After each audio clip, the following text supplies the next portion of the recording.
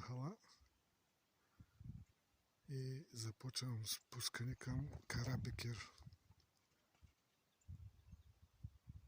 Изоставена махала. Долу има някаква долинка, там е построена в ниското. Красотата е неземна. Ето.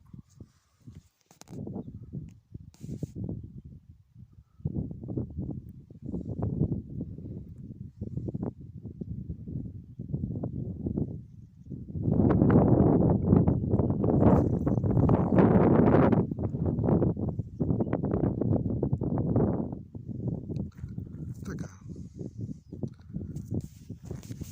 Ето е краешката пътечка.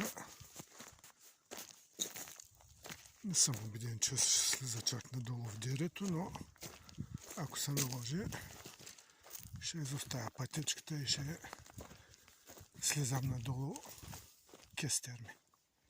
Добре.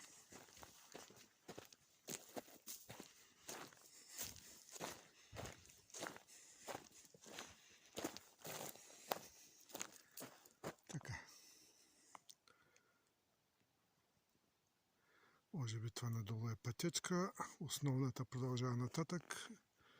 Изоставяме, слизам по тази, която едва млече. Но все пак смятам, че ще ме отведе.